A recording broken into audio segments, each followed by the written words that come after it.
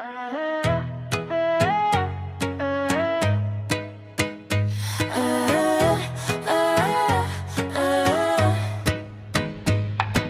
je znak, lepšie ľudí, pravdu treba prebaliť. Keď na kampaň Libry tečú, to sa musí pekne skryť. Všetci svorne zapierajú mediálni kazatelia.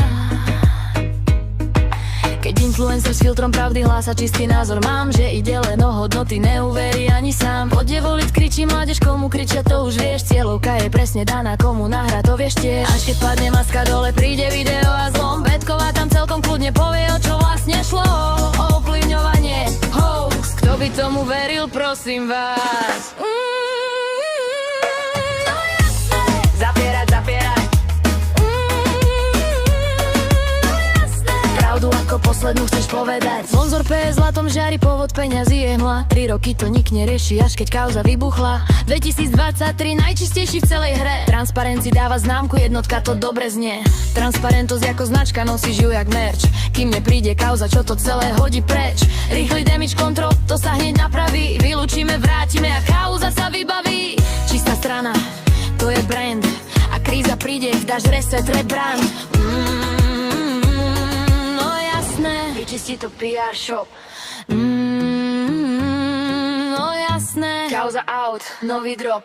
Debaty sú vraj len vecné, odborníci v úblekoch. Argumenty tie by rušili ten pokoj v headlinoch. Na čo fakty, na čo rozum, stačí mantra, táto dá. Keď nevieš nič veci dodať, dáš to na gebel sám. Na čo fakty, na čo čísla, keď máš vetu naučenú. Opakujú dookola a máš pravdu potvrdenú. Klameš, klamu známy mediálny dim. Pravdu vraj má ten, čo má lepší marketingový tým.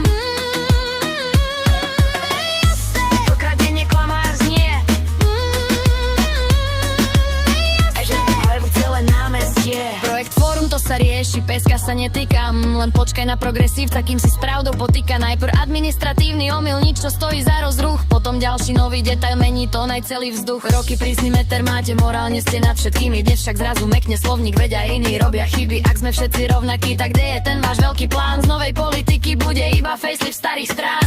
A ten líder, čo povedal, že mu účty platí mama. Toto má byť nová éra. Tomu neveríš ani sama.